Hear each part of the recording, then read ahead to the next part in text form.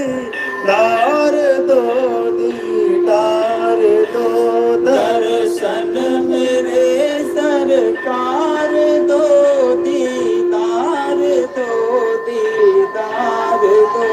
कर दीन को उस पार दो, दीदार हो, दीदार हो।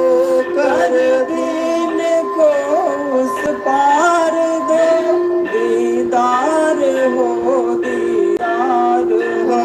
पकड़ो गुरु पतवार को, दीदार हो, दीदार हो।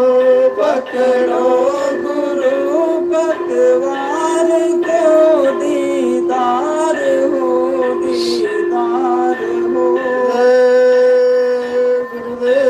जय गुरुदेव। रथ की देखो बेमिसाल की, जय दादा गुरु के लाल की। रथ की देखो बेमिसाल की, जय दादा गुरु के लाल की। अब दया हो रही दयाल की, जय दादा गुरु के लाल की। डंका बजता काल का, पकड़ो साथ दयाल का। झंडा लेकर कूद पड़ो, गुरु भक्ति मजबूत करो। ले लो झंडा हाथ में, गुरु हमारे साथ में। ले लो झंडा हाथ में, गुरु हमारे साथ में। बुरे वक्त में कौन बचेंगे, जो नित सुमिरन भजन करेंगे। बुरे वक्त में कौन बचेंगे, जो नित सुमिरन भजन करेंगे। जय गुरुदेव, जय गुरुदेव।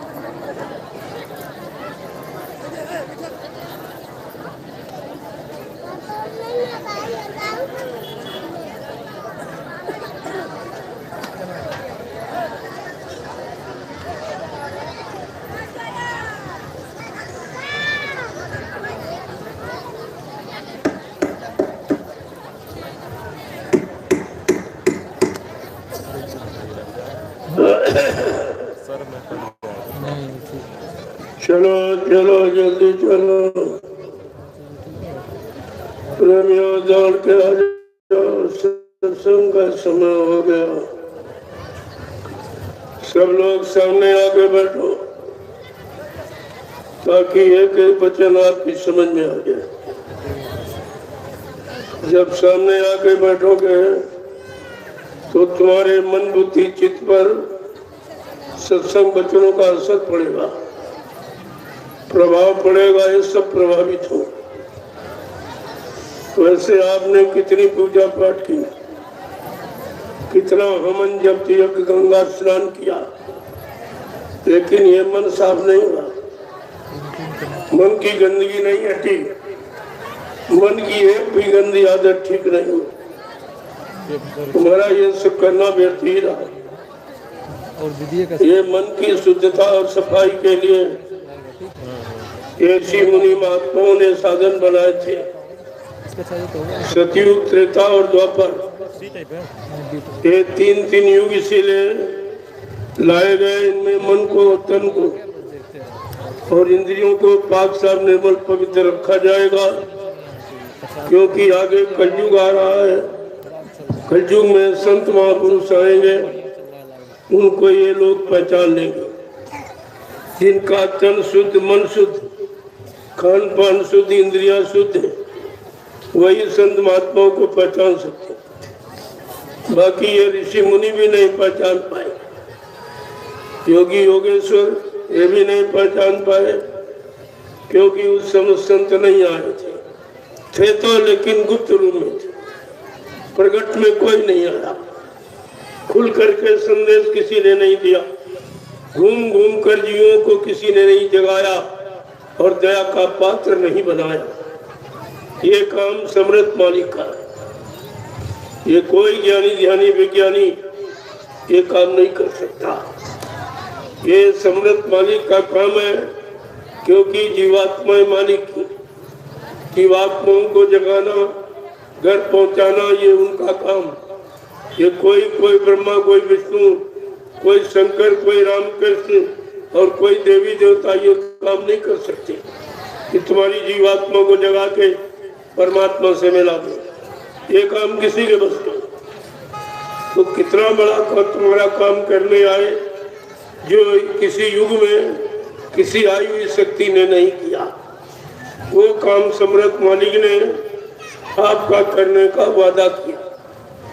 ऐसे नहीं खुल के कहा कि हम आए वही देश से जहां तुम्हारा धाम, तुम सबको घर पहुंचाना एक हमारा काम। दे। कहते हैं मेरा एक ही काम है इस मृत्यु मंडल पर आने का कि जीवात्माओं को जगाऊंगा और इनको परमात्मा से मिलाऊंगा और इनके सच्चे घर मंडल मुकाम पहुंचाऊंगा। ये कितनी बड़ी चीज है जो किसी ने कर नहीं पाई और आपको बिना कुछ किए न कोई तपस्या कराई गई, न कोई त्याग कराया गया, न घर गृहस्थी परिवार से अलग रखा गया, न खेती दुकान दफ्तर बिजनेस व्यापार मजदूरी को बंद कराया गया, न किसी की जात पात बिगाड़ी गई। कितनी सरलता सुगमता से धीरज से अपने जीवों को निकालने के लिए आ गए और कहा कि काल को भनक भी नहीं पड़े। काल की व्यवस्था में बिगाड़ने नहीं आया हूँ, मैं अपनी जीवात्मा और मुंह को लेने के लिए आया हूँ और इनको घर पहुंचाने के लिए। यहाँ मेरा काम काल की व्यवस्था बिगाड़ने का नहीं, वो अपनी व्यवस्था को रख सकता तो रख सके और लेकिन जीवात्मा उसकी है नहीं और बिना जीवात्मा के उसकी कोई व्यवस्था नहीं चल सकती। ये सारा मतलब मृत मंडल ही वीरान हो जाए, सारा मृत मंडल वीरान हो जाएगा, कुछ नहीं बचेगा क्योंकि जीवात्मा के बगैर कोई शरीर जिंदा नहीं रह सकता। ये 4,84 लाख जो सृष्टि की व्यवस्था बनाई है ये जीवात्मा के द्वारा चल रही। अगर परमात्मा अपनी जीवात्मा को निकाल कर इन शरीरों से अलग कर दे तो यह सृष्टि सब मुर्दा हो जाए, कोई जीवित आपको यहाँ दिखाई नहीं दे क्योंकि अभी आपको किसी ने बताया नहीं कि तुम किस कारण जिंदा हो। चलते फिरते उठते बैठते खाते पीते काम करते नजर आते हो, ये तो लोगों ने बताया नहीं हो, आपने पूछा भी नहीं। कहते भाई रोटी है, सब्जी है, दाल है, चावल है, इसी द्वारा ये चल रहा।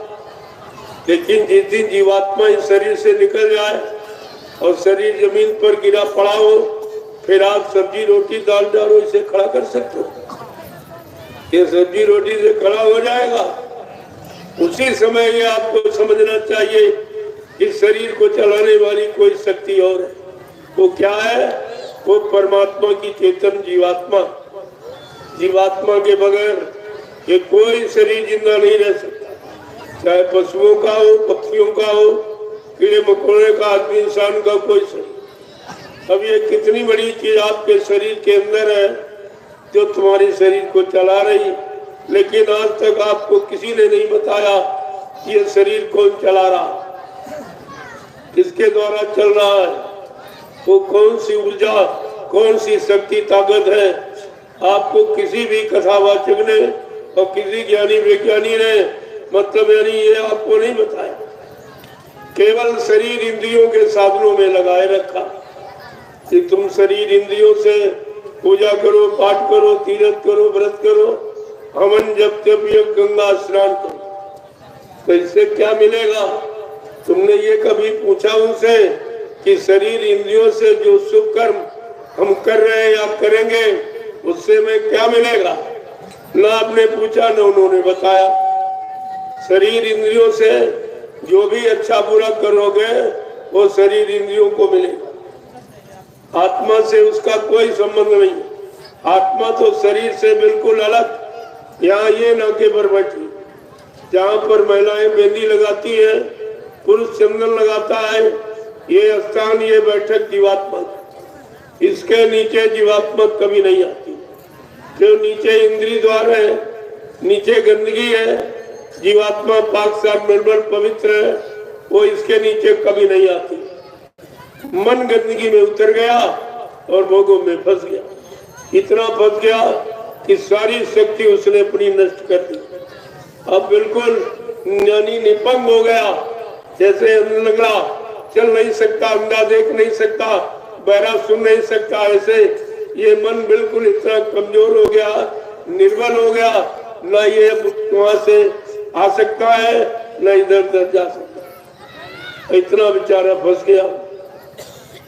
तो संत महापुरुष जब कलयुग में पधारे उन्होंने मन जीवात्मा दोनों को समझाने का काम, जो किसी युग में समझाया नहीं गया, और समझाने वालों ने ये कभी बताया भी आपको नहीं कि मन कैसे समझेगा, मन कैसे मानेगा, मन कैसे भोगों से हटेगा।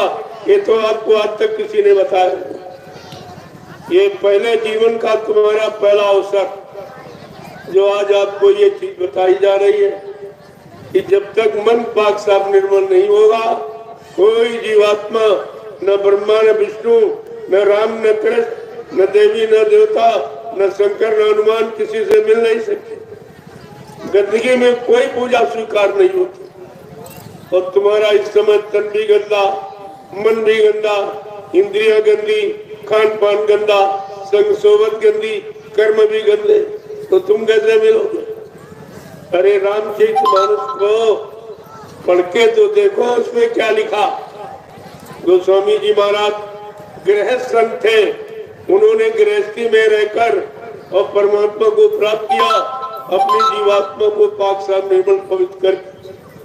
इसलिए गृहस्थाश्रम में रहने वाले सभी जीवों को उन्होंने इशारा किया है, संकेत किया और चेतावनी दी, लेकिन आपने उसको भी नहीं पढ़ा।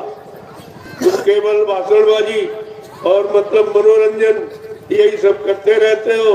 तुमने कभी पढ़कर अपने मन को समझाया है, मन पर कंट्रोल नियंत्रण किया, मन को काम क्रोध लोभ मोह अहंकार ईर्ष्या राग द्वेष से कभी आपने हटाया?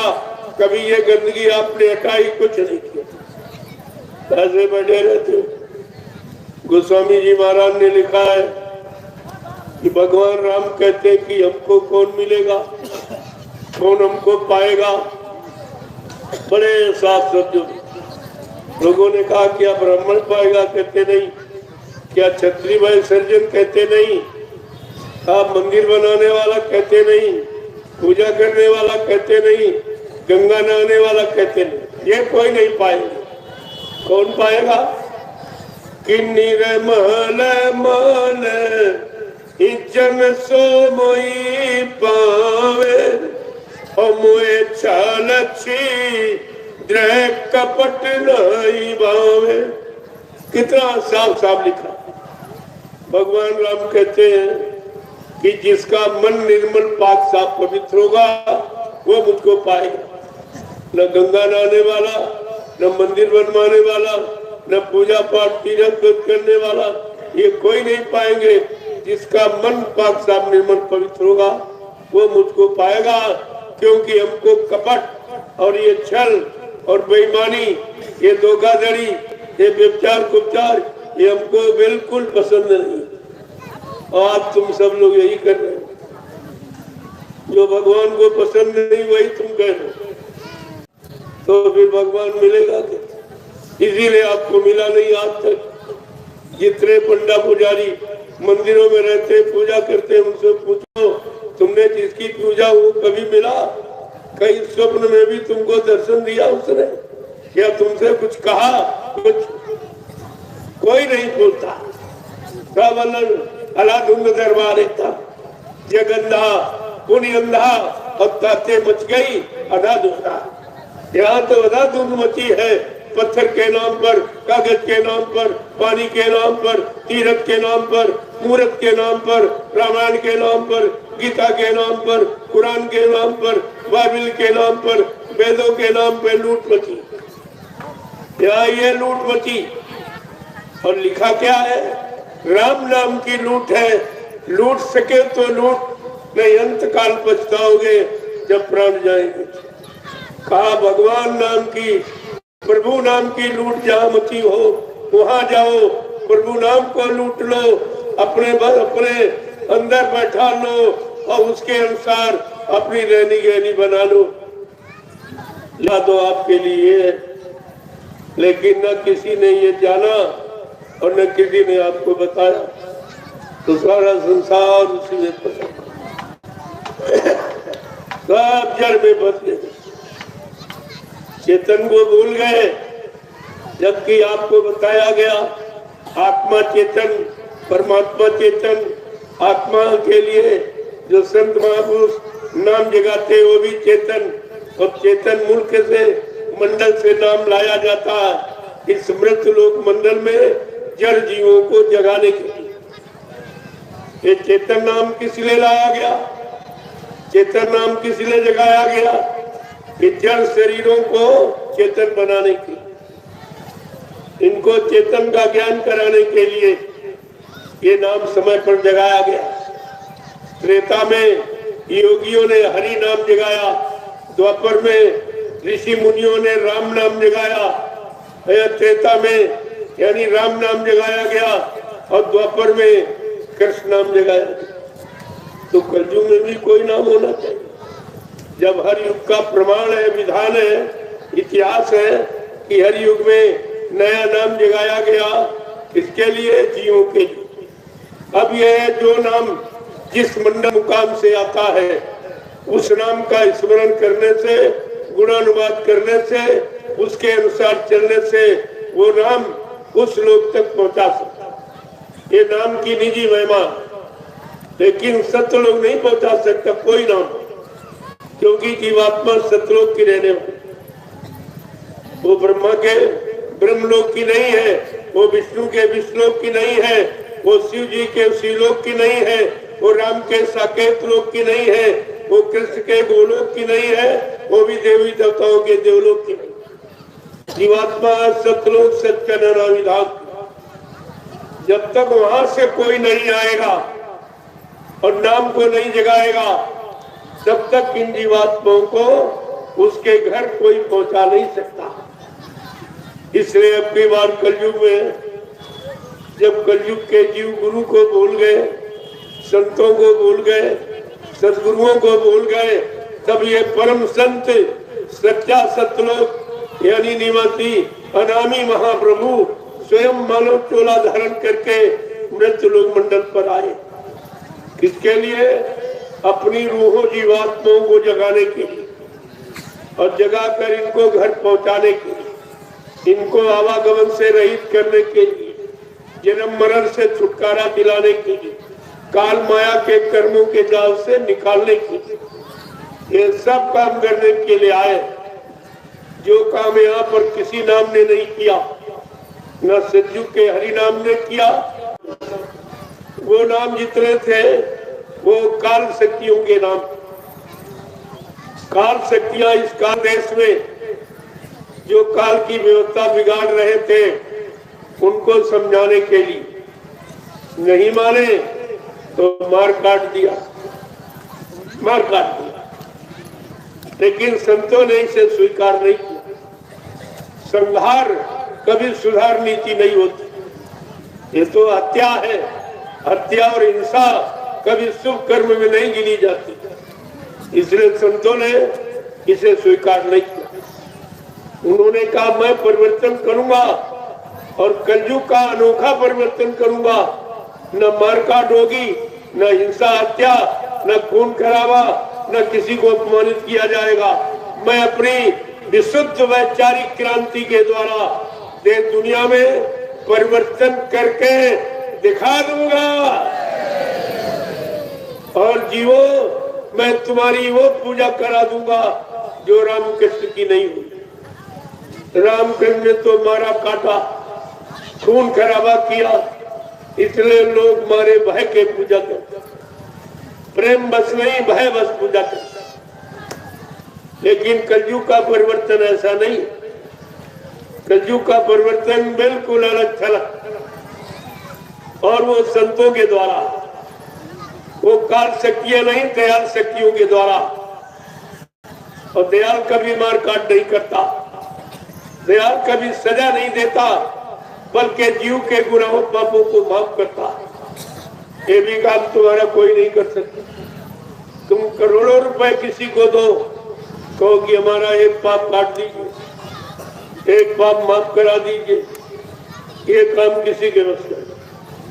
जो रुपए पैसे धन दौलत से को आपका कोई काम नहीं कर सकता, ये काम संत महापुरुष अपने दर्शन देके करते।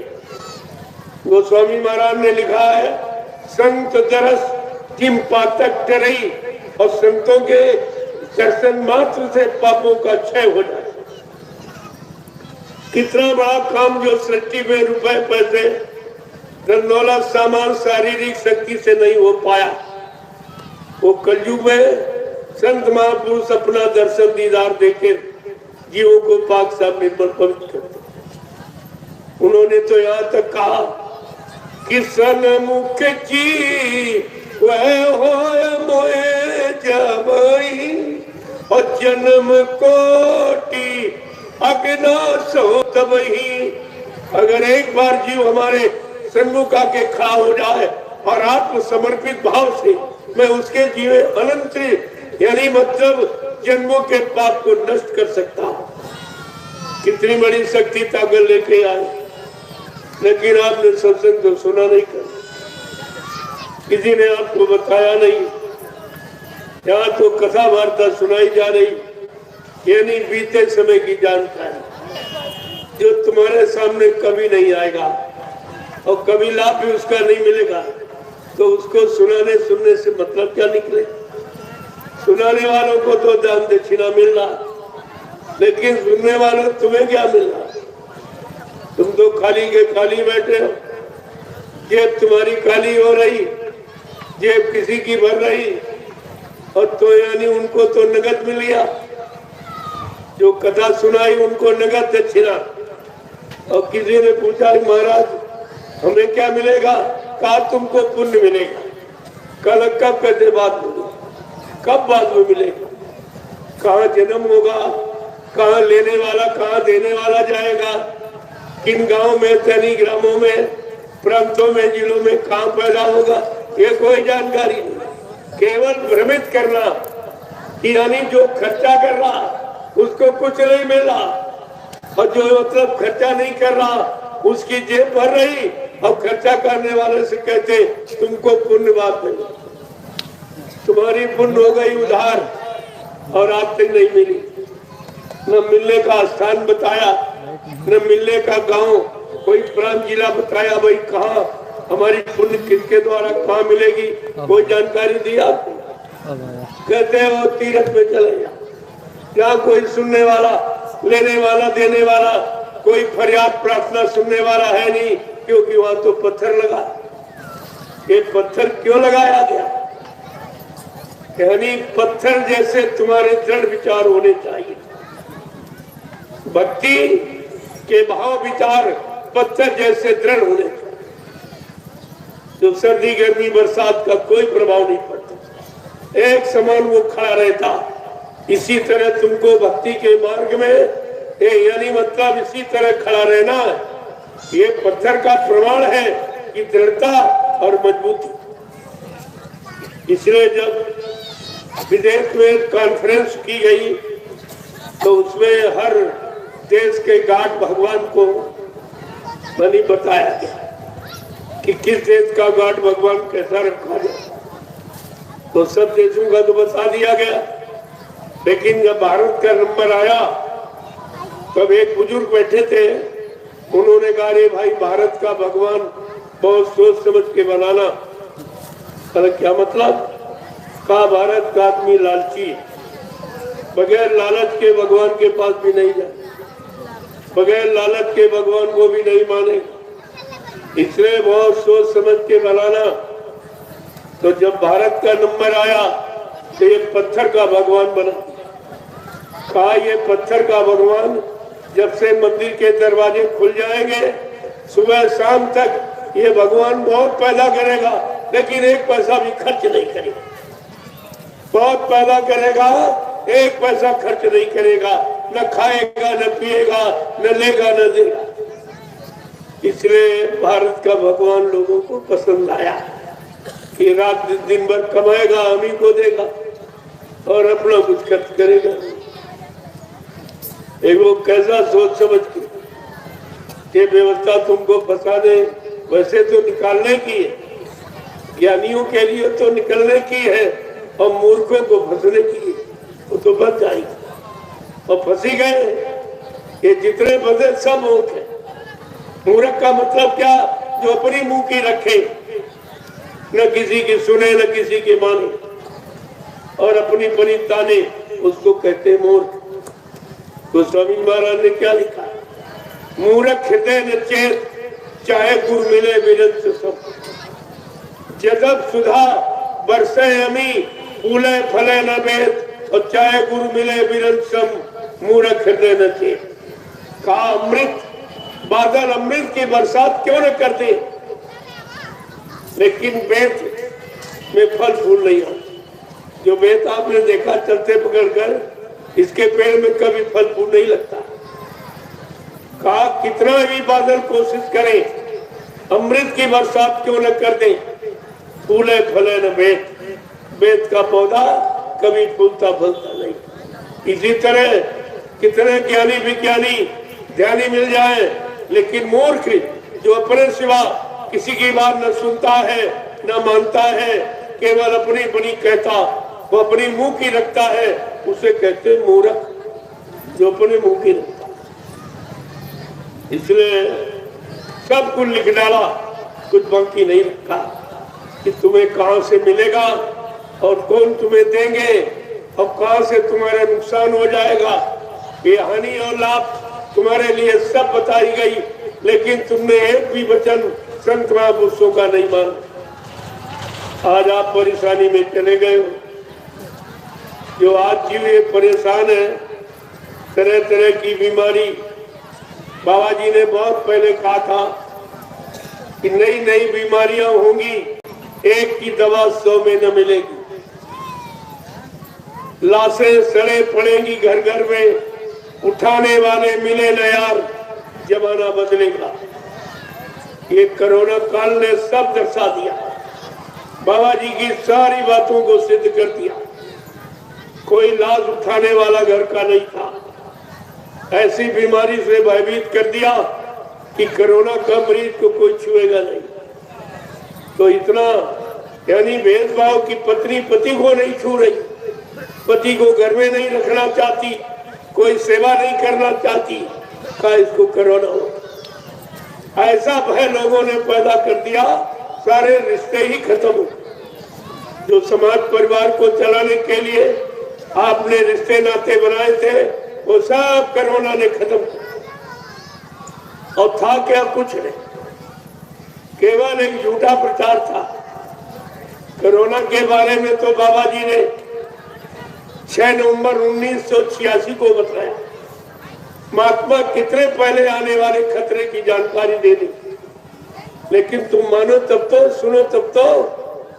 6 नवंबर 1986 को बाबा जी ने कहा कि अगर बच्चा तुम शाकाहारी न बने, अच्छे नेक भले ईमानदार चरित्रवान इंसान न बने, तो कुदरत की तरफ से एक बीमारी आ रही है, जिस बीमारी का नाम है कोरोना। क्या न करो तो बीमारी नहीं आएगी, अगर करते रहोगे तो जरूर आ जाएगी। कहा कोरोना का मतलब तुम्हें अंडा नहीं खाना, क्यों? अंडा मुर्गी का मासिक धर्म है। तो मासिक धर्म की कितनी गंदगी होती कि आप पत्नी को छूते नहीं हो, बना खाना नहीं खाते हो।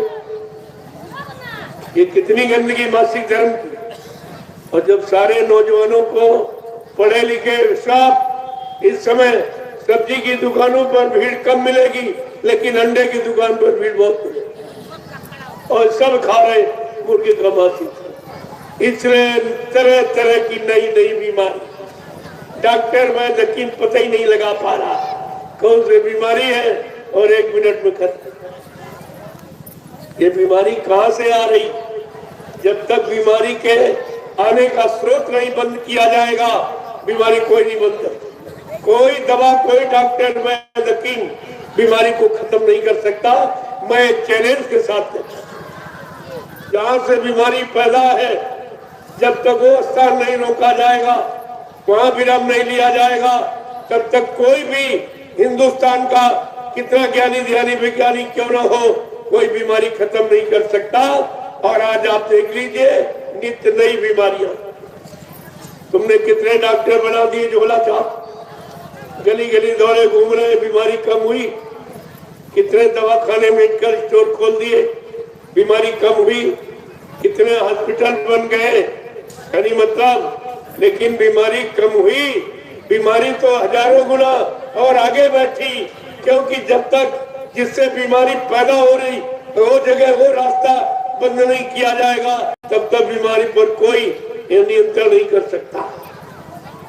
इतना कहा जा रहा है, लेकिन की समझ ये अपनी आमदनी के चक्कर में डॉक्टर क्या चाहता कोई ठीक हो जाए? अगर सब ठीक हो जाए तो बेरोजगार हो जाए, इसे कौन पूछेगा? अगर मेडिकल स्टोर की दवा खाकर सब लोग ठीक हो जाए तो मेडिकल स्टोर चलेंगे तो बंद हो जाएंगे। इसने करोड़ों रुपए लगाए, उसका क्या होगा? इसलिए ये दवा है, ये मर्ज को दबा देती है, निकालती नहीं, दबा देती। जब दबा गएगी धीरे धीरे धीरे धीरे 14 दिनों की पुरानी हो जाएगी, दवा खाते हुए भी नहीं काम देगी, फिर दूसरी दवा, फिर तीसरी दवा, फिर बाद में कहेंगे लाइलाज बीमारी। कहते हैं बीमारी लाइलाज नहीं ठीक होगी। बाद में जब सब पैसा ले लिया, शरीर की शक्ति खराब कर दी, बाद में कहते ये लाइलाज बीमारी। अरे पहले कर देते, लेकिन पहले कह देते तो पैसा कौन देता? इनका व्यापार कैसे चलता? ये सब व्यापार है तुम्हारे साथ। प्रेमियों पहले वैद हकीम थे, उनको जीव से प्यार था, व्यवहार था, लेकिन आज ये डॉक्टरों में यानी व्यवहार और ये सब खत्म, प्यार केवल व्यापार है। और व्यापार तो ठगा ठगी का मेला है, व्यापार तो ठगा ठगी का मेला। बनिया अपने बाप को ठगत लागत बार, व्यापार में पिता पुत्र भी एक दूसरे को ठग लेता, वहां भी एक काम बंद नहीं होता। इसलिए देश की व्यवस्था बिगड़ने का कारण एक ही निराकरण निकला है कि हमारा गंदा खान पान। हमारे हिंदुस्तान धार्मिक देश, जो भगवान राम की धर्म भूमि, भगवान कृष्ण की कर्म भूमि और संतों फकीरों की योग भूमि, तो इसका नियम है कि जैसा करो आहार वैसे बने विचार, जैसा खाओ अन्न वैसा बने तन मन, जैसा पीवो पानी वैसी हो बेबानी। ये धार्मिक देश मजहबी मुल्क के लिए ये सिद्धांत कानून लागू। अगर इसके बरखिलाफ चलोगे तो आप परेशानी में चले जाओ। तुम्हारी परेशानी बढ़ने का कारण केवल तुम्हारा गंदा खान पान। अगर आप शाकाहारी हो जाओ तो तुम्हारे परिवार शरीर में कोई बीमारी नहीं, किसी तरह की कोई बीमारी नहीं, कोई झगड़े नहीं, कोई चोरी डकैती कत्ल बलात्कार नहीं, कोई किसी को ठगेगा नहीं, झूठ नहीं बोलेगा, यानी धोखा नहीं देगा, बेईमानी नहीं करेगा।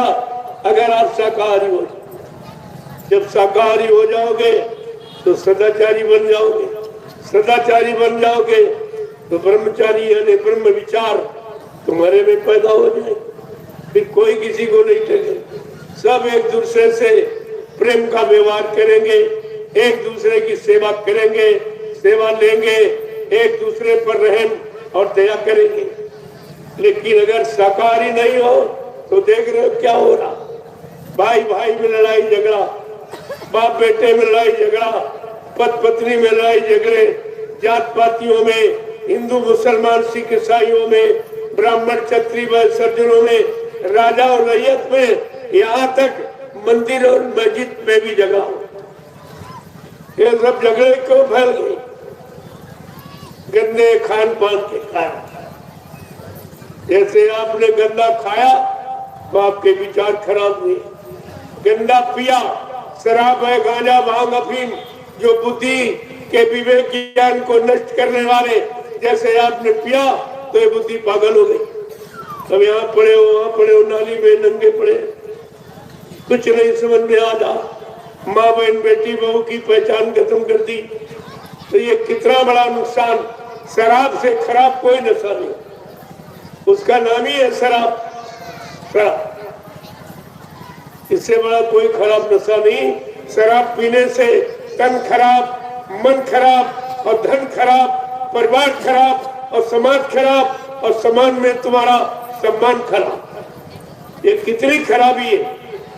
लेकिन आज का मानो तो इसी में मस्त है, इसी में एकदम शराबोर हो गया। शराब में शराब और सब, तो फिर देश का क्या होगा, समाज का क्या होगा, परिवारों का क्या होगा, इंसानों का क्या होगा? इस पर आपको विचार करना चाहिए। नहीं, आगे समय बहुत खराब आ रहा, उस समय तुम अपने आप को बचा नहीं सकोगे।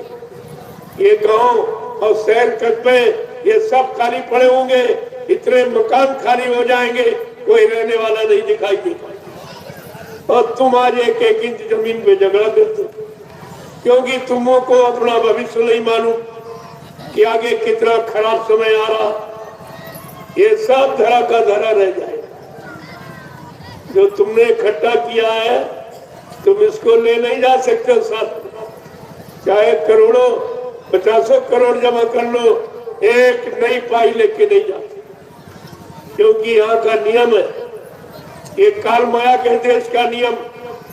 यहाँ तुम नंगे आए माँ के पेट से और नंगे ही जाओगे, न सामान लेके आए हो न लेके जाओ। ये बताओ, जब नंगे ही जाना तो ये लूटपाट, ये छीना झपटी, ये धोखाधड़ी, ये बेईमानी, ये हिंसा मारकाट, ये चोरी डकैती, ये किसके लिए करते? यही तुम्हारे कर्मों का बोझा जो अपने सिर पर लादे बैठे हो, और इसी कर्म के बोझे को यानी अदायगी करने के लिए तुमको 4,84 लाख नरकों की योनियों में बार बार जन्म लेना पड़ेगा। अगर आप नहीं माने, नहीं समझे, तो अभी तो ऐसी ऐसी योनियों में जन्म दे दिया जाएगा कि रहना मुश्किल है, क्योंकि उसके पास बहुत से शरीर कीड़ों के मकोड़ों के, बहुत बुरा पाप करने वालों को ये नाली में देखा बदबूदार कीड़े, इन्हीं के शरीर में तुम्हारी जीवात्मा को पहुंचा दिया कि देखो बुरा खान पान और बुरा कर्म का नतीजा क्या है। ये सब इल्जाम तुम्हें भोगना पड़ेगा। और संत महापुरुष तुम्हें पहले ही बता रहे हैं कि चेत जाओ, जाग जाओ, इन योनियों में आपको न जाना पड़े, ये तकलीफ दुख आपको न उठाना पड़े। वो तो पहले से आपके मेहरबान बन जाते हैं, शुभचिंतक बन जाते हैं, और पहले से पहले आपको जानकारी देते, और जानकारी देने में आपसे कुछ नहीं लेते। ये बिल्कुल मुफ्त की जानकारी, जो तुम्हें पैसा देकर भी कोई पैसा लेके नहीं आपकी खत्म कर सकता, और ये जानकारी कोई नहीं। ये तो दरबार है, यहाँ हर चीज आपको मुफ्त मिलेगी। दरबार में मुफ्त लुटाया जाता है, और दुकान पर सौदा बगैर पैसे की नहीं मिलती। किसी दुकान पर जाओ, जब पैसा खर्च करोगे तभी कुछ मिलेगा, लेकिन दरबार में मुफ्त लुटाया जाए। ये सब दुकानें लगी धर्म की जगह जगह, सेवा दो, चंदा दो, ये दो, वो दो, मान दो, सम्मान दो, सामान। कोई आपसे ये नहीं कहता ये लो, ये लो, ये लो, ये कोई नहीं कहे। ये केवल दरबार की आवाज है। यहाँ से सब कुछ आपको दिया जाएगा और दिया जाएगा, और बदले में तुमसे कुछ नहीं मांगा जाएगा। ऐसा दरबार आप कहाँ पाएंगे? कहीं आप दुनिया में चले जाओ, बगैर पैसा खर्च किए आपको कोई बैठने से नहीं दे। वो बैठने का भी पैसा लेंगे, बिजली पानी का भी पैसा लेंगे, भोजन का भी पैसा ले लेंगे, लेकिन यहाँ से जो चर्चा सुनाएंगे उसका भी पैसा लेंगे, जिस चर्चा से तुम्हारा कोई लाभ नहीं, क्योंकि सुनाने वालों ने भी वो समय नहीं देखा जिस समय की चर्चा आपको सुना रहे। उनकी आंख का देखा कुछ नहीं, केवल किताबों में पढ़ लिया या किसी के मुंह से सुन लिया और तुम्हें सुना दिया। वो खुद दे नहीं सकता, सुना सकता, वो भी पैसा लेके सुनाएगा, फ्री में आपको नहीं सुनाएगा। जिससे कुछ नहीं मिलने वाला वो सुनाएगा और पैसा लेगा। और ये सत्संग वचन तुम्हारा सब तरफ के लाभ यानी देंगे, तुम्हारी मदद करेंगे, लेकिन इनको बताने का कोई पैसा नहीं। अब आप देख लीजिए, फिर भी कोई लेने वाला नहीं। दुनिया ऐसी बाबरी, कोई ग्राहक न पूछा। ऐसी दुनिया पागल है। इन अच्छे बच्चों को जिनसे तुम्हारा कल्याण, समाज का, परिवार का, देश दुनिया का कल्याण हो जाए, उद्धार हो जाए, लेकिन कोई लेने वाला नहीं। ये है कलयुग, इसे कलयुग। कोई अच्छी सच्ची बात न सुनने वाला है न आपको बताने। इतना खराब समय आ गया, कोई अच्छे सच्चे काम की शिक्षा आपको नहीं है, सब बुरे काम, और वो भी बता कर पैसा ले लेंगे, बदले में कोई सामान ले लेंगे जिससे कुछ नहीं मिलना। ऐसा सामान तुमको दिया क्या सुनाया, और सुनाने का खर्चा कितना लंबा, उस चर्चा का कितना खर्चा, और मिला आपको कुछ नहीं। और बड़े खुश है कि हमने भागवत कराई। अरे भागवत तुमने कराई थी? श्रीमद् भागवत पुराण की रचना वेद व्यास ने की। उन्होंने तो एक न रुपया पैसा, न कोई सेवा, न दान दक्षिणा मांगा। जिन्होंने श्रीमद् भागवत पुराण की रचना की, जिन्होंने लिखा, जिनकी मेहनत, जिनका अनुभव, एक्सपीरियंस, मतलब यानी जिनका ज्ञान, उन्होंने एक पैसा नहीं। और सुनाने वाले सारा देश लूटे ले रहे। और तुम्हारी कोई बुद्धि नहीं काम कर रही, भाई तुम क्यों ले रहे? तुम्हारा तो इसमें कुछ है नहीं, तुमने तो श्रीमद् भागवत पुराण लिखी नहीं, तुम्हारा कोई अनुभव भी नहीं है। अरे तुम किस बात की मजदूरी ले रहे हो? तो इस भागवत को बेच रहे हो। ये ज्ञान जो ऋषि मुनियों का, उस ज्ञान को तुम बेचने वाले कौन? लेकिन कोई कहने वाला नहीं। ऐसा हालात धुंध दरबार है कि कोई सच्ची बात कहने वाला। 4 वेद ब्रह्मा जी ने लिखे, उन्होंने कोई सेवा सामान, रुपया पैसा, दान दक्षिणा किसी से नहीं मांगा। ये सुनाने वाले क्या कर रहे? तो सारा समाज लुटे ले। रामचरितमानस की रचना संत गोस्वामी जी महाराज ने की। उन्होंने कोई रुपया पैसा, सेवा सामान, दान दक्षिणा नहीं मांगा। ये सुनाने वाले क्या करें? ये तो सब लुटे गए। लेकिन तुम्हारी समझ में कुछ नहीं आ रहा, क्यों? तुमने सच्चाई कभी सुनी नहीं, और सच्चे रास्ते पर कभी खड़े नहीं हुए, कभी एक कदम चले नहीं, इसलिए सच्चाई का तुम्हारे पास कोई अनुभव नहीं, कोई अनुभव ही नहीं। ये सब कितनी बड़ी भूल है आपके जीवन। क्या तुम ऐसे ही लुटवाते रहोगे? ऐसे ही अंधकार में पड़े रहोगे? क्या ऐसे ही मर के चले जाओ? फिर ये मानव शरीर आपको मिलेगा। ये परमात्मा बार बार नहीं देता। करोड़ों जन्मों की तपस्या, करोड़ों जन्मों के पुण्य, करोड़ों जन्मों की सेवाएं जब जीव की एकत्र हो जाती, उनका उदय होने का वक्त आता, तो वो परमपिता परमात्मा ये मानव तन हमें आपको देता कि जाओ अब की बार इस शरीर से अपनी जीवात्मा का कल्याण कर लेना, किसी संत महात्मा की तलाश करके, जिनको परमात्मा को, जीवात्मा को जगाने की, परमात्मा से मिलाने की जिनके पास युक्ति है, आधार है, उनको उनकी तलाश करना। जब जब संत जगत में आवे, खोज भाग उनके ढिंग जाओ, हाजिर रहो गिरो चरणों में, करो बंदगी निर्दिला। हो सकता तुम्हारे पर उनकी दया होगी, और तुम्हारा ये युगों युगों का भूला काम, पिछड़ा काम आपका ठीक। ये संभव है, लेकिन जब ये करोगे तो ऐसे कुछ होने वाला है।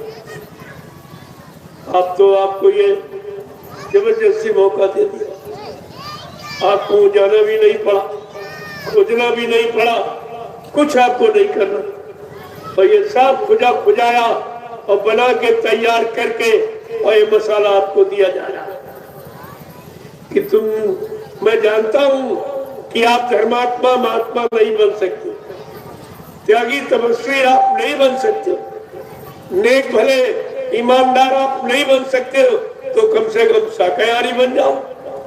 इसमें कौन सी आपत्ति? अगर शाकाहारी बनने में ही तुम्हारा सब काम हो जाए, तुम्हारा भला हो जाए, तुमको बचा लिया जाए, तो इससे सरल तुम्हारे लिए और कौन सा साधन हो? अगर अब भी नहीं जागे तो फिर 84 जा। अगर नहीं जागे चेते, समझ में नहीं आया, ये 4 खान 84 लाख जो नरकों की योनियां इन शरीरों में आपको जाना, फिर पता नहीं आवन हो न हो, फिर वो महापुरुष आए ना आए तो ऐसी बरसात दया की करे न करे ये कोई जरूरी नहीं है।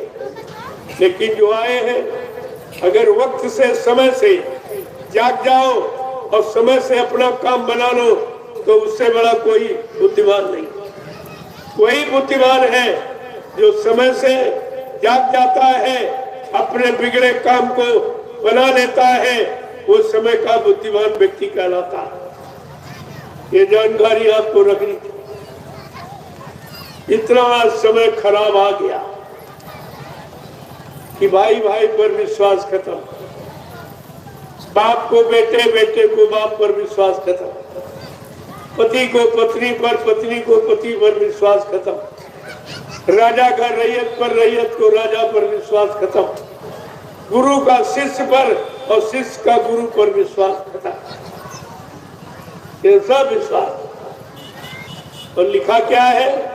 बिन विश्वास न कोनो सिद्धि, बिना विश्वास के कोई काम सिद्ध नहीं होता। और आज विश्वास समाप्त हो, इसलिए तुम्हारा काम कोई नहीं सिद्ध हुआ।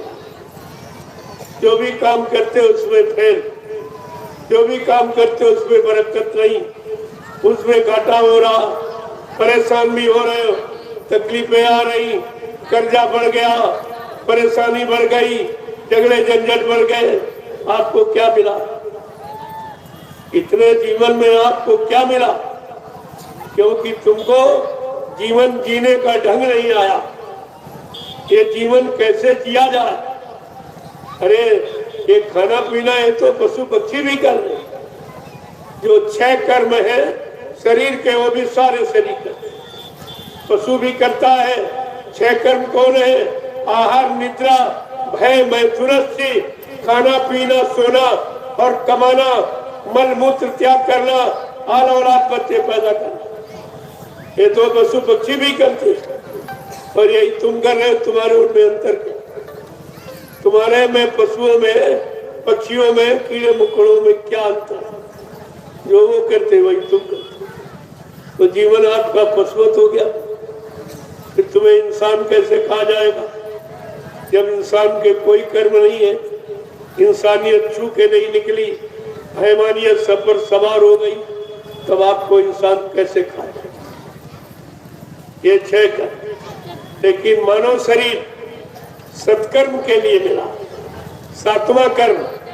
ये 6 कर्म तो सभी करते शरीर वाले, लेकिन 7वां कर्म है जीवात्मा जगे परमात्मा से। ये केवल इंसान को प्राप्त, जबकि जीवात्मा सारे शरीरों में, चाहे पशुओं के, पक्षियों के, जंगली जानवरों के, कीड़े मकोड़े, सब में जीवात्मा, लेकिन उसमें जीवात्मा को परमात्मा से मिलने का अधिकार नहीं। क्यों? कोई शरीर 1 तत्व का, कोई 2 तत्व का, कोई 3 तत्व का, कोई 4 तत्व का, लेकिन मानव शरीर 5 तत्वों से भरपूर है। चित्त जल पावक गगन समीरा, पंच तत्वया रति शरीरा, जल पृथ्वी अग्नि वायु आकाश, इन 5 मसालों को मिलाकर विचित्र कारीगरी ने, भगवान ने इस मनुष्य मंदिर को अपने हाथ से बनाया। ये मनुष्य मंदिर भगवान का बनाया और ईंट पत्थर वाला इंसान का बनाया। अब आप ये सोचो कि भगवान अपने वाले में रहेगा कि तुम्हारे वाले? तुम्हारे ईंट पत्थर वाले में कभी आया? किसी को मिला है? अरे इतने लोग बैठे, कोई बता दो। ईंट पत्थर वाले मंदिर में भगवान खुदा घाट कोई मिला? अरे वो रहने का स्थान नहीं है, वो आने का स्थान नहीं है, वो यादगार स्थल है, वहां बैठ के याद किया जाता है। ये भी आपको किसी ने नहीं बताया कि यादगार स्थल है कि यहाँ वो रहते, और तुम सब उसी में फंस गए। वहीं बैठ के प्रार्थना चिल्लाने लगे। जब वहाँ वो है ही नहीं, कभी आया नहीं था, न कभी आया है, न कभी आएगा, ये सब बता दिया गया। फिर तुम्हारी प्रार्थना और बंदगी वहां कौन सुनेगा? जहां बेदर्द हाकिम वहां फरियाद क्या करना। लेकिन बात समझ में नहीं है। अब भी सब वही जुटे, सब वही हाथ जोड़े ऐसे। अरे किसके हाथ जोड़ रहे हो? किससे माफी मांग रहे हो? क्या इसको माफ करने का अधिकार है या तुम्हारे पाप कर्म को माफी देने का इस पत्थर को अधिकार है? कागज कैलेंडर को अधिकार है? तीरथ मूर्त को अधिकार, पानी को अधिकार है? ये भी तो जानकारी आपने नहीं की और सब फंस गए उसकी। तब महापुरुषों ने लिखा कलयुग में, गिरी बदरिया पाप की बरस रहे अंगार, और संत ने आते जगत में तो जर मरता संसार। अगर संत महापुरुषों का आगमन इस भारत भूमि पर न हुआ होता तो हम सब जीवात्माओं को परमात्मा से मिलने का कभी समय ही नहीं मिलता, कोई नहीं मिल सकता। क्योंकि किसी के पास जीवात्मा को जगाने, परमात्मा से मिलाने की युक्ति नहीं, कोई जानता नहीं। वो तो युक्ति संत महापुरुषों जिन्होंने अपनी जीवात्मा को जगाया, परमात्मा से मिलाया, परमात्मा के दरबार के दरबारी आने जाने वाले, कभी तो आपको सब कुछ बताते रहते आगे से आगे सारी घटनाओं की जानकारी, और जानकारी ही नहीं उसका समाधान भी बता। तुम्हारा वैज्ञानिक केवल बता सकता कि तूफान आ रहा, आंधी आ रहा, लेकिन रोक नहीं सकते। ये शक्ति नहीं किसी की। तो बता रहा, आ रहा तो घबराहट पैदा कर रहा और भयभीत कर रहा है। अरे रोक दे वो भगवान है, जो बता दे वो विज्ञान है, जो रोक दे समाधान कर दे वो भगवान है। इसलिए प्रेमियों, भगवान और विज्ञान में इतना ही अंतर। विज्ञान मनुष्य के प्रयोग की चीज है और भगवान के प्रयोग में मनुष्य का प्रयोग भगवान करता। उसके कर्मानुसार वो पहले से वही बन की तैयार है। इस साल ये, उस साल ये, इतने साल बाद ये, इतने साल बाद ये मिलेगा, ये मिलेगा, पूरा उनके पास। तुम्हारी पूरी वही कर्मों की उनके पास। विज्ञान केवल बता सकता लेकिन रोक नहीं सकता, उस व्यवस्था का समाधान नहीं कर सकता, लाभ नहीं दे सकता, खतरा बता सकता। तो खतरा बताने से तो और परेशान हो जाएंगे और जल्दी आप हतोत्साहित हो जाएंगे। प्रेमियों, इसीलिए विज्ञान और भगवान का यही अंतर है कि विज्ञान इंसान के प्रयोग की चीज है और इंसान भगवान के प्रयोग में है। कितना अंतर है, लेकिन नहीं लोग समझ पाए और न किसी ने आपको ये बताया समझाया। आज जरूरत तो इसी चीज की है, वो कोई नहीं बता रहा, सब अपने मतलब की बात बताते, जिसमें उनको कुछ मिले, दान दक्षिणा, रुपया पैसा, धोती रोटी लंगोटी, वो तो अपने मतलब की बात कहेंगे आज। लेकिन आपको क्या मिला इतने दिनों में? किसी ने क्या दिया? बिल्कुल खाली बैठे, क्योंकि वो लेने वाले थे, देने वाले नहीं थे। लेने वाला मांगने वाला भिखारी होता और देने वाला दाता होता। तुम इतना भी नहीं समझ पाए, जो तुम्ही से मांग रहे, दान दक्षिणा, धोती रोटी लंगोटी, चंदा नोट वोट और महंगाई और टैक्स तुम्ही से मांग रहे, या इन भिखारियों से तुम कुछ उम्मीद रखते हो तुम्हें कुछ मिलेगा? अरे भिखारी खुद दे सकता है, अगर भिखारी के पास होता तो तुमसे क्यों मांगता? और ये सब भिखारी उधर और चंदा नोट वोट मांगने वाले भिखारी, और इधर ये दाढ़ी बाल वाले, ये दान दक्षिणा धोती रोटी लंगोटी मांगने वाले। और तुमने आज तक भिखारियों का साथ किया है, दाता का साथ नहीं किया।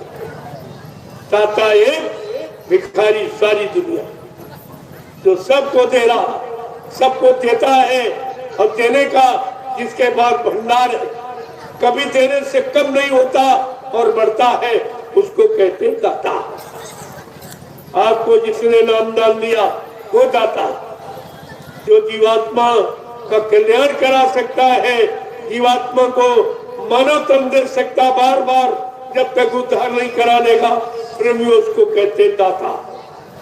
तुमने दाता और भिखारियों में अंतर, भिखारियों ने तुमको लूट लिया, झूठा प्रचार कर दिया कि दाता मर गए, अब अधित्र में लूट लिया तुम, और तुम्हें भी नहीं समझ पाए ये दाता है कि भिखारी है। ये तो बार बार सेवा मांगते, सेवा दो, सेवा दो, रुपया दो, पैसा दो, चंदा दो, दक्षिणा दो, ये दो, वो दो, लेकिन कोई आज तक तुमसे ये नहीं कहा ये लो, ये लो, ये लो। फिर भी तुम्हारी आंखें बंद, तुम्हारे कान बुद्धि सब बंद, तुम्हें भी नहीं समझ पा रहे हो। अरे देने वाला दाता होता और लेने वाला भिखारी होता। इन भिखारियों से तुमने उम्मीद की कुछ मिलेगा? क्या मिला? इतने दिन तुमको मथुरा में समझाया गया, 10 जुलाई 1952 से 2012 यानी 60 वर्ष आपको मथुरा में सुनाया गया, जगह जगह बड़े बड़े कार्यक्रम करके आपको सब समझाया गया, लेकिन तुम्हारे समझ में गुरु की एक भी बात नहीं आई। अगर एक भी वचन गुरु का तुम्हारे पास होता, तुम अपने गुरु को कभी नहीं बोलती, कभी उनसे हटते नहीं, कभी किसी दूसरे यानी लोभी लालची का कहना नहीं मानते, और परमात्मा का सच्चा रास्ता आप कभी नहीं छोड़ती। लेकिन तुमने तो सब बिगाड़ दिया, सब कुछ नहीं तुम्हारे पास नहीं। 5 लोगों ने हल्ला मचा दिया, 5 लोग, तो मथुरा के 5 लोग हल्ला मचा दिया कि बाबा जी मर गए, मर गए, मर गए, और तुम 45 करोड़ ने मान लिया। अरे अगर कोई मर जाता है तो कम से कम लाश तो दिखाई जाती है, तभी लोग विश्वास करते हैं, ऐसे कोई विश्वास। आप लोग मथुरा गए थे, सच बोलना, बाल बच्चेदार हो आप, कि हिंदुस्तान के किसी प्रेमी ने मथुरा में बाबा जी के शरीर को पूरा खोल के देखा था? नहीं। जोर से बोलो। नहीं। क्या पूरा शरीर खोल के दिखाया गया? नहीं। फिर आपने विश्वास कैसे कर दिया? अगर कोई कह दे तुम्हारा पिता मर गया और लाश न दिखाई जाए, क्या बिना देखे आप विश्वास करोगे? बिना देखे 13वीं मनाओगे, बाल मुड़वाओगे? नहीं। और तुमने बिना देखे सब कुछ कर डाला। तुम्हारे द्वारा उन लोभियों ने सिद्ध करा दिया कि बाबा जी मर गए, क्योंकि 13वीं तुमने मनाई, बाल तुमने मनाए, और उन्होंने कुछ नहीं किया। उन 5 ने कुछ नहीं किया, और तुम्हें से सब करवा के और ये पाप तुम्ही पर ला दिया।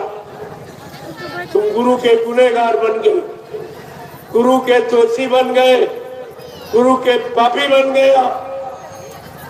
तुम्हें मालूम नहीं है ये मौत, ये कितना बड़ा अपराध, ये जीवन की अंतिम सजा है मौत। और इन्होंने गुरु को भी दे दी और तुमने मान ली। जो गुरु का नहीं हुआ क्या तुम्हारा हो जाएगा? जिसने गुरु को नहीं छोड़ा क्या तुम्हें छोड़ देगा? इतना भी तुम नहीं समझ पाए हो, और तुम्हारे समझ में कुछ नहीं।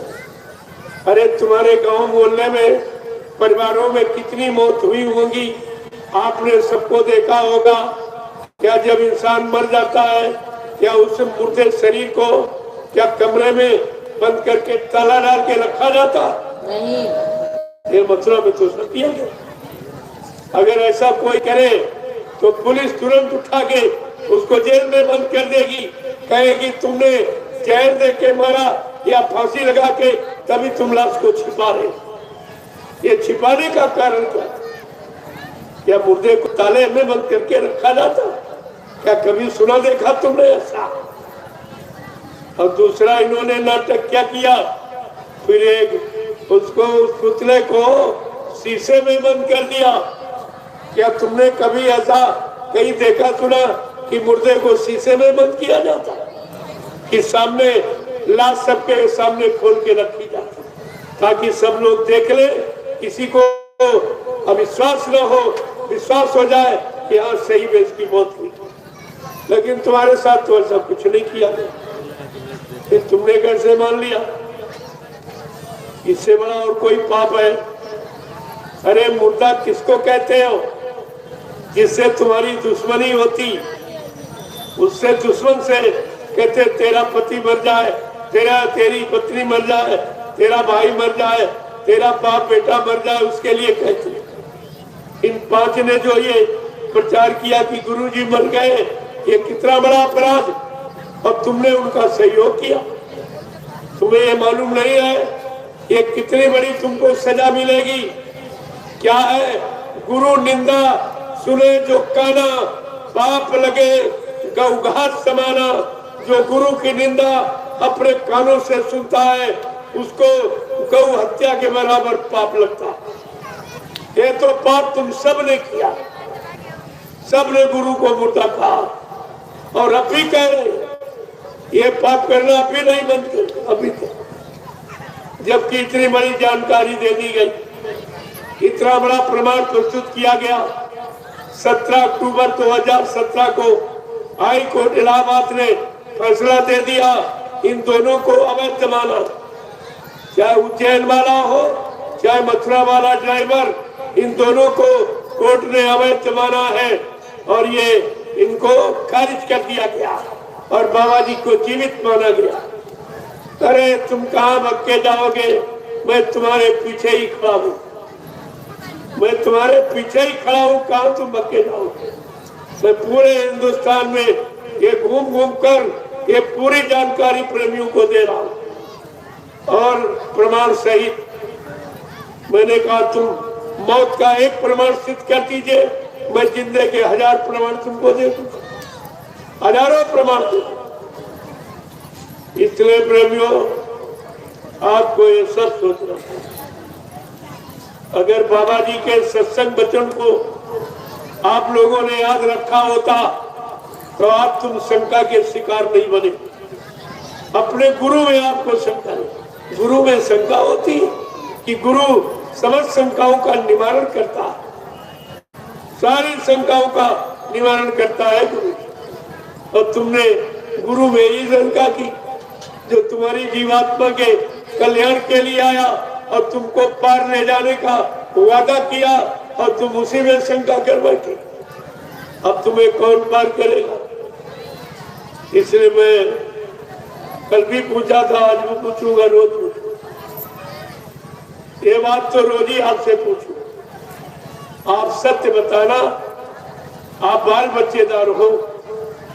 आप लोग मथुरा जाते थे तो गुरु का दर्शन करने गए थे कि चेलों का दर्शन करने गए थे? जोर से बोलो। आप लोग मथुरा जाते थे गुरु का दर्शन करने कि चेलों का दर्शन करने? गुरु की मानने गए थे कि चेलों की मानने गए थे? गुरु की सुनने गए थे कि चेलों की सुनने गए थे? गुरु भक्ति करने गए थे कि चेला भक्ति करने गए? और तुम कर क्या रहे? ये सब चेला भक्ति कर, गुरु को गुरु नहीं मान पाए, चेले क्यों गुरु मान? पहले देखो तुम्हारी बुद्धि क्या होगी। ये बुद्धि में कुचार कैसे घुस गया, गुरु की जगह चेला बैठ गया। ये तुम्हारी बुद्धि है। क्या ऐसा कभी आपने कहीं सुना पड़ा है कि गुरु की गद्दी पर चेला बैठ गया? अरे गुरु की गद्दी पर कौन बैठा है? गुरु का समकक्षी, गुरु के समान आत्मज्ञानी, आत्मा को जगाने वाला, परमात्मा से मिलाने वाला, पाप कर्मों में माफी दिलाने वाला, वो गुरु की गद्दी पर बैठने का अधिकारी होता है, बाकी कोई अधिकारी नहीं। और तुमने ये क्या किया? तुमने उस ड्राइवर को बैठा दिया, ड्राइवर को जो 2.5-3 वर्ष गाड़ी चलाई, वो अधिकारी बन गया। और तुम इतने, हमको तो इन टाट बोरा वालों पर बड़ा तरस आता है कि जितने साल से टाट बोरा पहन रहे उतनी तो उसकी उम्र नहीं है, वो ड्राइवर की उतनी उम्र नहीं है जितने साल एक टाटा बोरा पहने घूम रहे। इनको शर्म नहीं आती। चिल्लू भर पानी में डूब के मर जाना चाहिए। गुरु की सारी मर्यादा खो दी। यानी 30-32 साल से तुम बोरा पहने घूम रहे हो, उतनी तो उसकी उम्र नहीं डाले। टाट बोरा तुमने पहना, आदेश गुरु का तुमने माना, तपस्या तुमने की, भजन तुमने किया, सेवा तुमने की, सेवा तुमने दी, गुरु के वचनों का प्रचार तुमने किया, और मालिक कौन बन गया? वो ड्राइवर शराबी जो न शाकाहारी है, न सदाचारी है, और न गुरु का शिष्य है, न नामदानी है, न कभी 1 रुपए सेवा दी है, न 1 डलिया कभी मिट्टी डाली है, और संस्था का मेंबर भी नहीं। प्रेमी हो, ये दोनों मेंबर नहीं, न उज्जैन वाला न मथुरा वाला ड्राइवर, ये दोनों मतलब मेंबर नहीं। और मेंबर को अधिकार है कि जब तक किसी पद की सत्यता जारी नहीं होती तो वो यानी मेंबर कार्यवाहक रूप में संस्था का काम कर सकता है। अगर मेंबर नहीं तो कोई अधिकार। इसलिए बिहार से इन पर मुकदमा कर दिया गया। जब ये नियम कानून बना कि मेंबर संस्था का कार्यवाहक रूप से काम कर सकता, अगर मेंबर नहीं उसको कोई अधिकार नहीं। ये तो दोनों अवैध थे। आप देखते जाइए, अभी सब जेल के अधिकारी, सब जेल जाने के अधिकारी है जिन्होंने संस्था को इतना धोखा, गुरु से कपट, संगत से चोरी, और की वो निर्धन, की वो कोढ़ी, ये कानून बना हुआ। इसको आपको ध्यान में रखना चाहिए। ये चीजें बहुत स्मरणीय है, लेकिन आप सब भूल गए हो, तुम्हारी समझ में कुछ नहीं आया। अब तुम गुरु की महिमा और गुरु की गौरव गरिमा से बिल्कुल बहुत दूर चले गए। अब तो तुम्हारा वापस लौटना बड़ा मुश्किल हो जाए। आगे आने वाले भविष्य में ये लोग अपने आप को बाबा जय गुरुदेव जी महाराज का शिष्य भी नहीं कहला सकेंगे। इन्होंने शिष्य बनने का अधिकार भी खो दिया। इनके पास क्या बचा, तुम्हें क्या दे दे? जब खुद नहीं ले पाए, गुरु में विश्वास नहीं कर पाए, गुरु की महिमा नहीं समझ पाए, तो ये तुम्हें क्या बताएंगे? ये तुम्हें क्या लाते? ये तो गुरु चर्चा, गुरु महिमा करने के अधिकारी भी नहीं है, क्योंकि इन्होंने प्रचार कर दिया कि गुरु मर के चला गया। ये प्रचार आपको सोचना चाहिए था। एक बात मैं और आपसे पूछूंगा, आप सच बताना कि आप लोगों ने नामदान गुरु महाराज से लिया या किसी चेले से लिया है? आप लोगों ने नामदान गुरु महाराज से लिया या किसी चेले से लिया है? आपका हाथ गुरु महाराज ने पकड़ा या किसी चेले ने पकड़ा है? आपकी जीवात्मा को जगाने का, परमात्मा से मिलाने का ये वादा गुरु महाराज का है या किसी चेले का है? और तुम जा कहाँ रहे? नामदान गुरु ने दिया, चेला गुरु के बने, हाथ गुरु ने पकड़ा, पार ले जाने का वादा गुरु का, और जा रहे चेलों। इतनी भी समझ तुम्हारे में नहीं रही, तुम्हारी बुद्धि ने इतना भी सही निर्णय नहीं लिया कि हम ये कर क्या रहे, और इतनी दूर चले गए हो, अब तुम्हारा वापिस आना बड़ा मुश्किल हो, बहुत मुश्किल हो जाएगा। अंततोगत्वा आपको पछताना ही।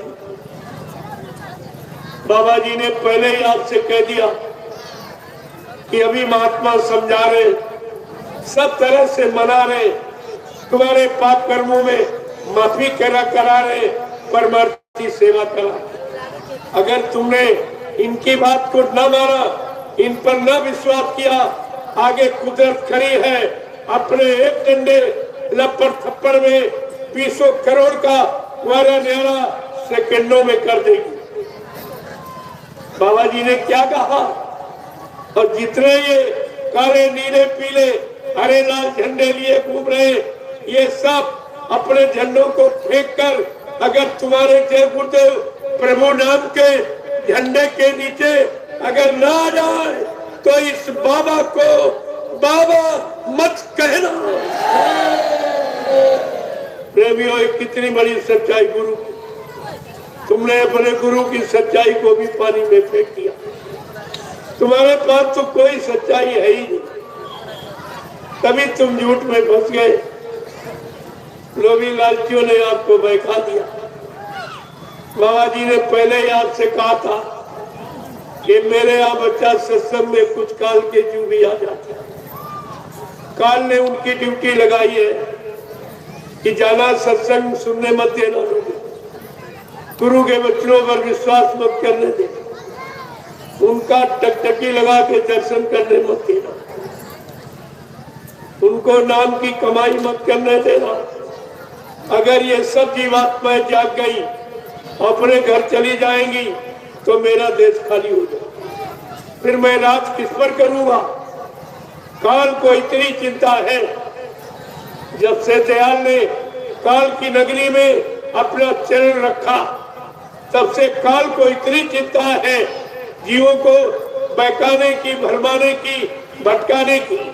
लेकिन प्रेमियों, दयाल को उससे करोड़ों गुना ज्यादा चिंता अपने जीवों को निकालने की है। प्रेमियों, काल और दयाल की होड़ लग गई। अब यह है, तुम अपने आप को देखो, तुम काल की पारी में खड़े हो कि दयाल की पारी? तुम निकलने की तैयारी में हो कि फंसने की तैयारी कर रहे हो? अभी तक यही निर्णय नहीं ले पाए हो कि हम यहाँ तैयारी जो कर रहे हैं, घर मकान दुकान रुपया पैसा धन दौलत सामान, ये तो काल का है। ये काल का सामान इकट्ठा करने में पड़े हो और दयाल का सामान जो नाम की कमाई, उससे आप अलग हो गए। फिर तुम कैसे घर जाओगे? तुम्हारी जीवात्मा परमात्मा से कैसे मिलेगी?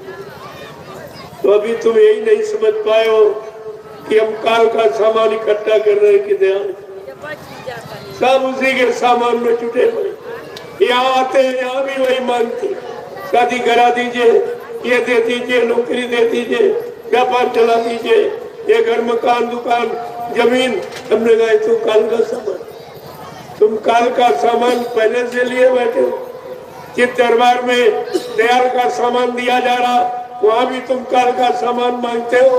आखिरकार तुम चलना चाहते हो कि काल के देश में रहना चाहते हो? इन बेचारों के भी नहीं पता, कुछ नहीं मालूम। कितना प्रयास किया जा रहा। अगर दूसरी कोई काल शक्ति होती तो अब तब मार काट के खरियान करती, लेकिन ये दयाल है, मारने काटने का इनका काम नहीं है, सताने का, अपमानित करने का इनका काम नहीं है। ये तो दयाल देश से आए हैं, दया करने आए हैं, माफी देने आए हैं आपके पाप कर्मों गुनाहों की, और आपकी जीवात्मा को जगाकर घर पहुंचाने के लिए आए। लेकिन तुम्हारी समझ में आ जाए तब तो। दरबार में आए हो तो खुद तो दरबार कर लो, तब तो दरबार की महिमा आप समझ पाओगे। अन्यथा बाजार मेला की तरह आया हो, देख के चले जाओ, तुम्हारे हाथ में कुछ नहीं लगेगा। फिर तुम्हारा सत्संग में आने का मतलब क्या? सत्संग में आए हो तो कुछ कर, क्योंकि ये जो जीवन मिला है ये कुछ वर्षों के, आज परमानेंट यहाँ नहीं रह सकते। परमानेंट किसी को रहने का अधिकार नहीं। चाहे जितने मकान बना डालो, चाहे जितनी जमीन खरीद डालो, चाहे जितने बच्चे पैदा कर डालो, चाहे जितने रुपया पैदा इकट्ठा कर लो, लेकिन ये तुमने नहीं जाना, ये तुम्हारे काम आने वाले नहीं। ये सब छोड़ के आपको जाना पड़ेगा। इसलिए अपने चलने की तैयारी करो। बहुत कर लिया, शरीर के लिए कर लिया, परिवार के लिए कर लिया, बाल बच्चों के लिए कर दिया, अब कुछ अपनी जीवात्मा के लिए भी करो, कुछ अपने लिए करो।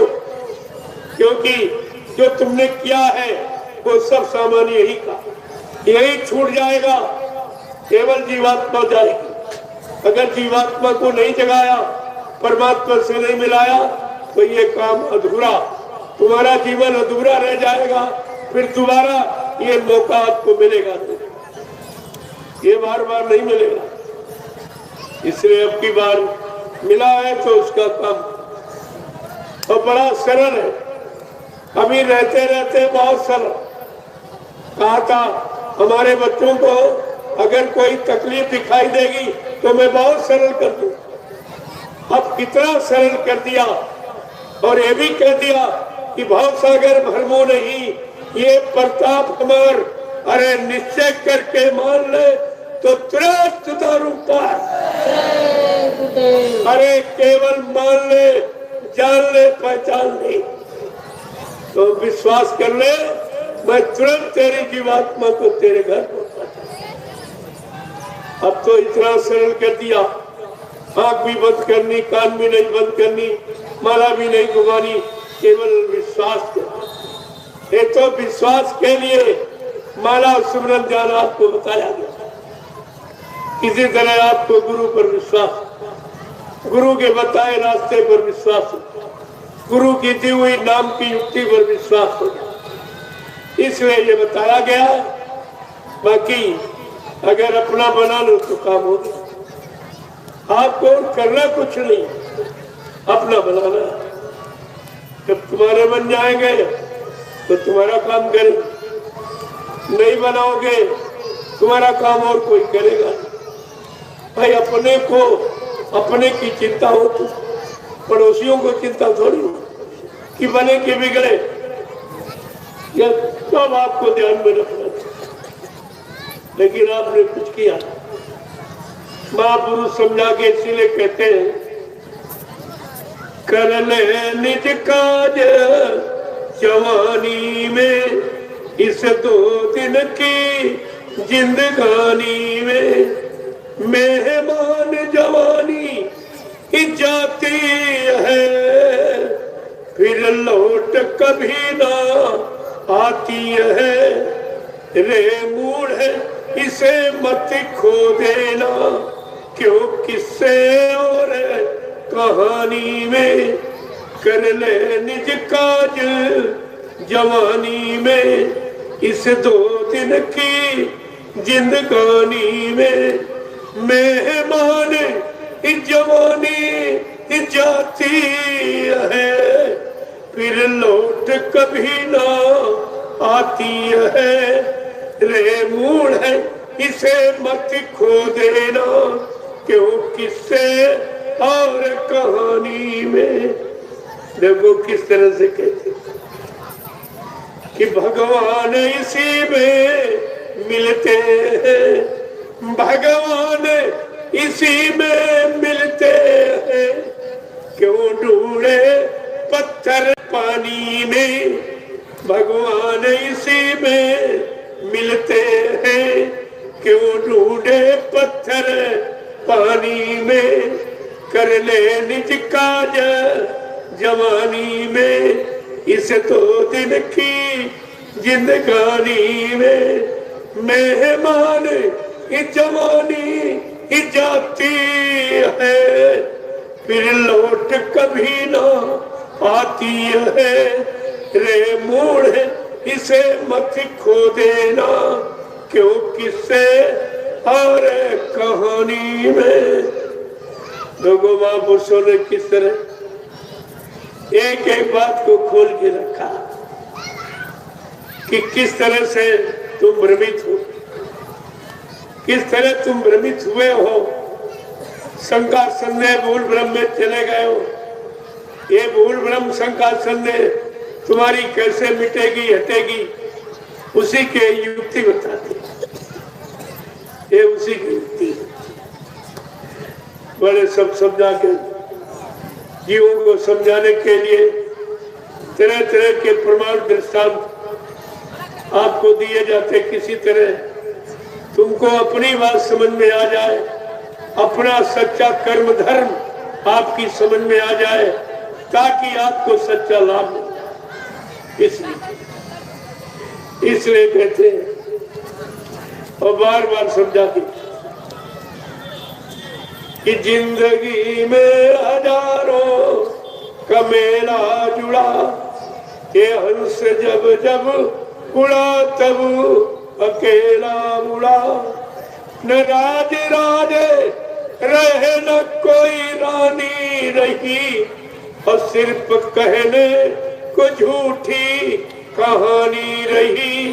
4 दिन का ये झूठा झमेला जुड़ा, हंस जब जब उड़ा तब अकेला उड़ा। जिंदगी में हजारों का ही मेला जुड़ा, ये हंस जब जब उड़ा तब अकेला उड़ा। ये खजाने गड़े के गड़े रह गए, महल तू महले खड़े के खड़े रह गए। अंत में लखपति को न धेला जुड़ा, ये हंस जब जब उड़ा तब अकेला उड़ा। लोगों किस तरह से महापुरुष साहब को कैसे समझाए कि तुम्हारे साथ कुछ नहीं जाएगा। माँ के गर्भ से हम सब लोग अकेले नंगे पैदा हुए, कपड़ा तक शरीर में लेके नहीं आए। जब लेके नहीं आए हो तो लेके कैसे जाओगे?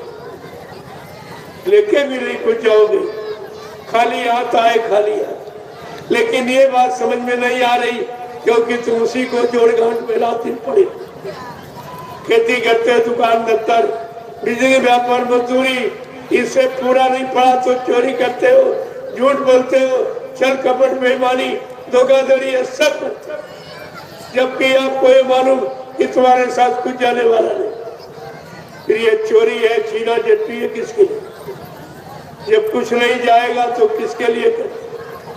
यही पापों का गट्ठर तुमने अपने सिर पे बांध के रखा। इसी पापों के गट्ठर के भुगतान के लिए बार बार आपको बैल, घोड़ा, खच्चर, गधा, इन्हीं योनियों में जन्म लेना पड़ता। कर्जा भुगतान की यह शरीर है, इन्हीं शरीरों में जन्म दिया जाएगा, फिर एक एक पाई का भुगतान करा लिया जाएगा। तुम सोचते हो कौन लेगा? अरे लेने वाला तुम्हारे अंदर बैठा, देखने वाला तुम्हारे अंदर बैठा। वो जीवात्मा सब देख रही जो परमात्मा का अंश है। कितना बुरा किया, कितना पाप किया, कितना पुण्य किया, कितना अच्छा किया, किसको मारा कटाया, किसको सताया, किससे व्यभिचार कुचार, ये सब वो देख रही और सब लिख रही, नोट कर रही। शरीर तो आपका जाएगा नहीं, यहीं पर जला दिया जाएगा, गड्ढा खोद के गाड़ दिया जाएगा, लेकिन जीवात्मा उस मालिक के दरबार में जाएगा। फिर वो धर्मराज पूछेगा, भाई मैंने तेरे लिए तुझे सही सच्चे रास्ते का ज्ञान कराने के लिए मैंने पीर पैगंबर औलिया, साधु संत महात्माओं को भेजा कि जाओ मेरा सच्चा संदेश मेरी सब जीवात्माओं को सुना देना। तुमने मेरे द्वारा भेजे गए संत महात्मा फकीरों के वचनों को नहीं माना, नहीं सुना, नहीं जीवन में लागू किया। अब तुम्हारी यहाँ कोई सुनवाई नहीं होगी और वो जब दूतों को हुक्म देगा, ले जाओ इसको फरा नर्क में, इतने साल इसको चलाना और सड़ाना और काटना मारना, क्योंकि इसने तमाम जीवों को मारा काटा सताया है और उनके मुर्दा मांस को इस मनुष्य रूपी मंदिर के अंदर रखा है। इसके गुनाह माफ करने योग्य नहीं, ले जाओ उसको। वहां तुम्हारी कोई सुनने वाला, उधर कोई जा नहीं सकता, तुम्हारा व्यवहारी, तुम्हारा संगाती साथी कोई नहीं। वो मंजिल तुमको अकेले ही तय करनी पड़ेगी। उस मंजिल का सच्चा साथी केवल तुम्हारा गुरु, गुरु तुम्हारा साथी, यहाँ के साथी और वहाँ के साथी। इधर भी आपका साथ दे रहे कि अच्छे सच्चे रास्ते की जानकारी, अच्छी करने की जानकारी, अच्छे कर्मों की जानकारी यहाँ भी आपको दे रहे हैं और इधर जीवात्मा को जगाकर परमात्मा से मिलाकर वहां भी तुम्हारी जीवात्मा को दोजक नरकों से बचाने का काम करे। इसीलिए कहा गया था, यहाँ के साथी जय गुरुदेव, वहाँ के साथी जय गुरुदेव, यहाँ मिले हैं जय गुरुदेव, वहाँ मिलेंगे जय गुरुदेव। ये सब आपको बताया गया, फिर भी तुम्हारी समझ में नहीं आया कि सच्चा साथी कौन है। और जिनको तुमने बनाया वो तो सब धोखा दे दे। महापुरुष कहते हैं, ये जिनको तुमने साथी बनाया है, ये साथी कहाँ तक साथ दे, होली तक भूल गए। जबकि इतना सुनाने का समय ज्यादा किसी ने नहीं, मूलक धन नाम डाल दिया, तो फिर भी तुम्हारी समझ में नहीं आया। कहा कि शंका मत करना, इस सृष्टि में क्या संत गुरु झूठ बोलते? अगर गुरु झूठ बोलेगा तो फिर सत्य कौन बोलेगा दुनिया में? तो जबकि उनके लिए लिख दिया गया कि कोई शंका एक भी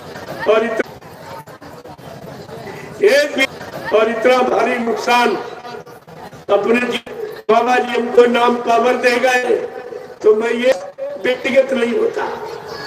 जो भी आप देते थे अपना राष्ट्रीय, मैं आपसे यही पूछने आया हूँ, छोटी आपको समझ लेनी चाहिए। जय गुरुदेव नाम कृष्ण, जय गुरुदेव नाम कृष्ण। अब आप लोग खड़े हो जाओ, खड़े हो जाओ आप लोग, तो बैठते भी रोज। लेकिन मेरे खड़ा होने का मतलब क्या रहने वाली चेतन की बात, ये दोनों को समझ रहेगी। इस शरीर को निरोग बनाना, और जब शरीर की शक्ति इकट्ठा रहेगी सरल हो जाएगी, तो भी काम आपका। और भोगों से उनको रोक के रखा का साथ करो तो तुम्हारा काम